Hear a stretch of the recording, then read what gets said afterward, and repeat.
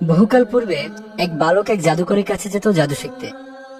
জাদুকরের নিকট যে পথ দিয়ে যাতায়াত করত সে পথে ছিল এক সন্ন্যাসীর আস্তানা। বালকটি জাদুকরের নিকট যাওয়ার সময় ওই সন্ন্যাসীর নিকট বসে তার কথাও শুনত, কিন্তু এতে জাদুকরের নিকটে পৌঁছাতে বালকটির দেরি হতো, আর এই কারণে জাদুকর তাকে প্রহার করত। বালকটি সন্ন্যাসীকে একথা জানালে তিনি বালককে বলেন, যদি জাদুকরকে ভয় করো তাহলে বলবে বাড়ির লোকজন আমাকে পাঠাতে বিলম্ব করেছে।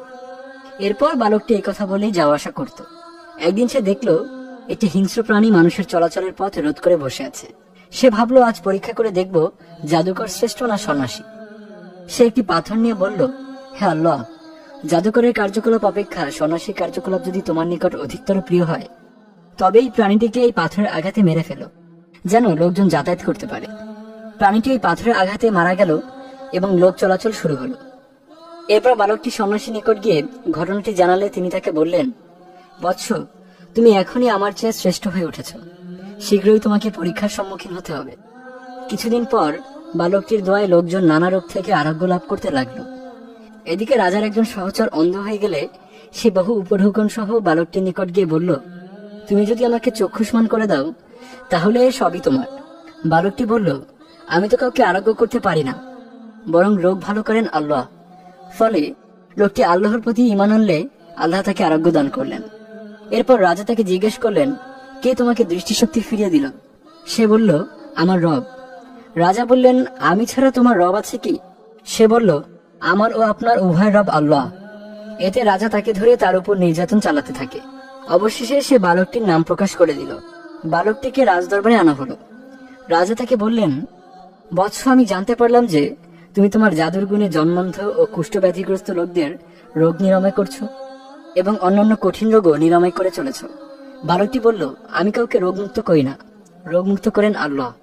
তারপর বালকটিকে তার ধর্ম পরিত্যাগ করতে বলা হলো, কিন্তু সে তা অস্বীকার করল। তখন রাজা তাকে তার লোকজনের নিকট দিয়ে বললেন, তোমরা একে অমুক পাহাড়ে নিয়ে যাও এবং সেখান থেকে তাকে নিচে ছুঁড়ে ফেলে দাও। তারা বালকটিকে নিয়ে পাহাড়ের উপরে উঠলে সে দোয়া করল, হে আল্লাহ, তোমার যেভাবে ইচ্ছা হয় সেভাবে তুমি আমাকে এদের কাছ থেকে রক্ষা করো। তৎক্ষণাৎ পাহাড়টি কম্পিত হয়ে উঠল এবং তারা নিচে পড়ে মারা গেল। বালকটি রাজার নিকট এসে উপস্থিত হলো। রাজা তখন তাকে বললেন, তোমার সঙ্গীদের কি হলো? তখন সে বলল, আল্লাহ আমাকে তাদের হাত থেকে বাঁচিয়েছেন। তারপর রাজা তাকে আরেক দল লোকের নিকট সোপর্দ করে আদেশ দিলেন, একে একটি বড় নৌকায় উঠিয়ে নদীর মাঝখানে নিয়ে নিক্ষেপ করো। তারা বালকটিকে নিয়ে মাঝ নদীতে পৌঁছালে বালকটি পূর্বের ন্যায় দোয়া করল। ফলে রাজার লোকজন নদীতে ডুবে মারা গেল। বালকটি রাজার নিকটে আসলে রাজা তাকে বললেন, তোমার সঙ্গীদের কি অবস্থা? সে বলল, আল্লাহ আমাকে তাদের হাত থেকে রক্ষা করেছেন। এরপর সে রাজাকে বলল, আপনি যতই চেষ্টা করুন না কেন আমাকে কোনোভাবেই হত্যা করতে পারবেন না, যতক্ষণ না আমি যা বলবো আপনি তা করবেন। রাজা বললেন, সেটা কি? বালকটি বলল, আপনি একটি বিস্তীর্ণ মাঠে সকল লোককে হাজির করুন, বিসমিল্লাহ বলে আমার দিকে তীর নিক্ষেপ করুন। বালকের কথা মতো সব করা হলো। এরপর একটি তীর নিয়ে বিসমিল্লাহ বলে বালকটির দিকে তীর নিক্ষেপ করলে তীরটি বালকের চোখ ও কানের মধ্যভাগে বিদ্ধ হলো। সে মারা গেল। এ দৃশ্য দেখে উপস্থিত জনগণ বলে উঠল, আমরা বালকটির রবের প্রতি ঈমান আনলাম। বাদশা চেয়েছিল নির্যাতন নিপীড়নের মাধ্যমে বালকটির মুখ থেকে আল্লাহ রাব্বুল আলামিনের নাম মুছে ফেলতে, কিন্তু একজনের মুখ বন্ধ করতে গিয়ে হাজার হাজার লোকের মুখে তা ছড়িয়ে পড়ল।